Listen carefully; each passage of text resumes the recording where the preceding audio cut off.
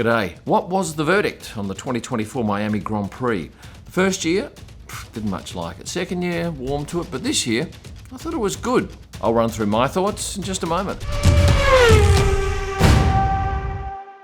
First up, let's talk about the event in general. It is a 4-day event for us, from Thursday to Sunday.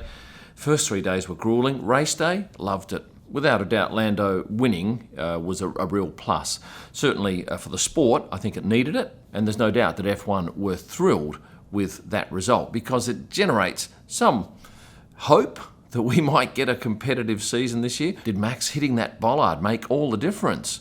Well, we're not quite sure about that. But certainly, a lot of you are saying we need more bollards on track. The stands on Sunday, full. Saturday, I noticed in the sprint race, a few seats free, but still a pretty good turnout. The organisers were definitely happy with the roll-up. Fans, a bit of both, as you'd well expect. A lot of people saying, greatest race we've seen for a long time. And to be there when we have a first-time race winner is always a plus. But then others saying, cringeworthy cash grab. Now, I'm not sure whether that person who made that comment was actually at the track. Now, my gut feel was that there were more celebrities here in Miami than there were in Las Vegas, and certainly more than COTA. Now, a lot of you watching that, I know, don't like it. You don't like the fact that they're getting free tickets sometimes. And some of the bigger names, not only do they get free tickets, they get paid. Yeah, I found out the other day that some teams will actually pay celebrities to come along and be seen in their garages and hospitality suites. But I've got to tell you, it's not going to stop anytime soon. And certainly those celebrities that were at Miami tell their friends, they think, right, I wouldn't mind going and having a look, because the event is held in a very glitzy and showy sort of city in Miami. Now, a couple of pats on the back for the organiser.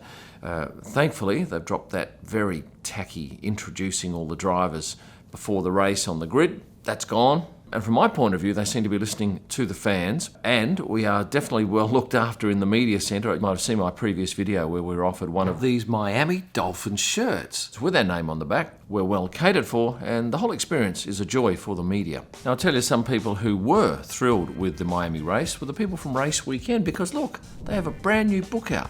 It's all about Miami, sand, sunsets and speed. Now, this is no ordinary book. It offers an immersive experience by seamlessly blending breathtaking photography and art with a specially curated soundtrack by F1 superfan and Grammy Award-winning DJ Tiesto, who I photographed a couple of times. It's more than just a magnificent coffee table book. It's a visual masterpiece with, 224 pages, and it features a hardbound cloth-wrapped cover and showcasing stunning photography alongside remarkable designs. This is an innovative approach to F1 media products, and it's truly unique with just 1,000 copies made available. Do not miss out on this exclusive offering. Secure your copy now by clicking on the link in the description or head to raceweekend.co. Now, the racing on Sunday, I haven't even watched the race yet, but I can tell you what I noted standing at turn 2. Often I would see cars close together. Now, that's something I really only remember from Las Vegas last year at the turn that goes on to Harmon. That says to me there's close racing, and that's what you as fans, and I as a photographer and a semi-fan, want to see. And if you have a look at the top 6 finishes, they were only separated by, 16 seconds from Lando down to number 6, Lewis Hamilton. Will that continue? Oh, gee, I'd like it to continue, and I'm sure you would too. Of course, I don't speak to many fans because I'm not out in the general area, but a taxi driver did tell me that it was a nightmare getting out. But look, I think that's pretty much every track that we go to. If you leave straight after the race, it's going to be tough. We stay for 4 or 5 hours after the race. And I know that there were a lot of fans who hung around and went up into that stadium to sit in the top levels there and just watch what was going on down on ground level. That's where those hospitality suites are. Now, that is something unique in Formula One, that we have these spectators sitting so high up and absolutely going crazy every time a driver makes an appearance downstairs. And I trust that the organiser realises that is a very strong plus for fans to be able to gain that sort of access. Now, I don't think there's another track where people who haven't bought Paddock Club tickets can actually see the drivers in the paddock. It provides a real buzz, and every time they scream, I think, right, well, that's another photo I've missed if I'm sitting upstairs in my suite editing pictures. What do you think about the podium?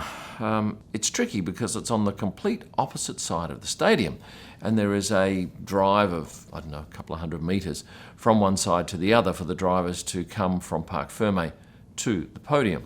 Will they at some point put the podium in pit lane? I think not. I think they like the fact that it's out there and it gives a whole host of other people a chance to go and see it. Because in Australia, as you know, when they closed down the track invasion, the only people to see that podium were those in pit lane and directly opposite in the main pit straight grandstand.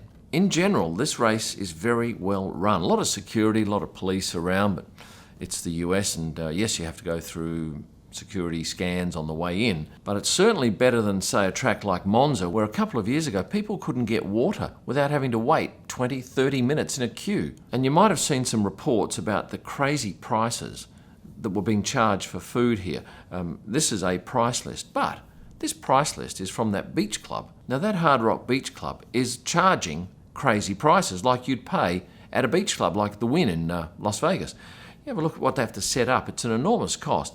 And remember, that's not for one lobster roll or one nachos. That's for your suite for 10 people. You're never going to get a bargain on food at Formula One, but to think that some person is paying $280 for a lobster roll for one, no, didn't happen. One thing that a lot of you complained about was this gentleman turning up at the event. Now, if you're one of those who think that McLaren invited him to their garage and were happy to have him there, you must think again, because Donald Trump was indeed foisted on McLaren. Don't you ever allow yourself to get foisted. F1 said, right, we've picked you to host him. I put this post up on Instagram and I mentioned, because I thought that McLaren were hosting him, and very quickly I got a message from the PR people at McLaren saying, could you please just note that we didn't invite him, he was foisted on us. He foisted you, man. Of course, they didn't use foisted, but that's what had happened. And unfortunately for McLaren, it has been a rather negative situation because there has been so much backlash with people saying, oh, this is terrible. Going forward, I don't think Formula One will or can afford to do that again with people who are running for office, because I'm not sure if they had any idea of just how controversial this would be. For those of you who have not been to this race, it technically isn't in Miami, it's in Dade County. Is it North Dade? No, it's north. And yes, it takes place in a car park. So some of you are saying that the track could be better. And the beauty of that track is, because it's set up in a car park, they can tweak it. They can move corners, they can do whatever they want. And who knows, going forward, they may actually change some things and provide even better racing, because I thought coming into turn one, there was some great close action there, and also the hairpin at the, second last corner provided quite a spectacle, although at the second last corner of the hairpin, there are no grandstands there. For a grandstand to be put up on the outside of the track, you'd have to go into the car park where we park. Let's talk now about what the drivers and people in Formula One think about Miami. I mentioned earlier that I'd changed my mind from year 1 to 3. I'm actually staying in the city right now here at the, where am I? Mandarin Oriental. And it overlooks the city, and it's quite a glorious view, especially at dusk. But what I see in this city is completely over the top. It's glitzy, it's sometimes a little bit tacky, it's hot, so people wear minimal clothing. There's plenty of accommodation options, and the drive from here to the track is in the order of probably 30 or 40 minutes in reasonable traffic. A lot of you say that it's not a track for real fans and celebrities shouldn't be allowed in, but I'm not sure how you would prove if a celebrity is indeed a fan. Would they have to sit some sort of test, perhaps, a multiple choice? I've said this before, F1 is a business. It's all about entertainment. Their job is to get people to come to the track and watch it on telly. And was it popular on telly? You bet. It was the most viewed F1 race in this country ever. Look at these numbers. So in short, I think this race is gaining more and more stature. People are starting to warm to it, and I think many will want to come and see what it's like on the ground. That's good for the city of Miami, who are obviously hoping to bring in a lot of tourists and spend a lot of money, and quite frankly, it's impossible not to spend a lot of money in this place. It is horribly expensive for everything except alcohol at bottle shops. $21 for 1.75 litres. Not that I'm promoting alcohol, but you'd pay 4 times that price in Australia. Next off, we are off to an old school track in the real sense of that term. We're going to Imola, where we will have few, if any, celebrities. There'll be no beach clubs, that's for sure. And the place will be filled with pretty much true racing fans, which I know a lot of you will relish. Now, I'll ask half of you who have not subscribed yet, could you please go and subscribe? Come on, get on board. I want to have you there as a subscriber. And if you haven't liked the video yet, please do that too. When you finish watching this video, you can flick around here for a whole lot of extra content and merchandise. Thanks for watching, and stay passionate. Now, one. That limpy ass girl. Foisted.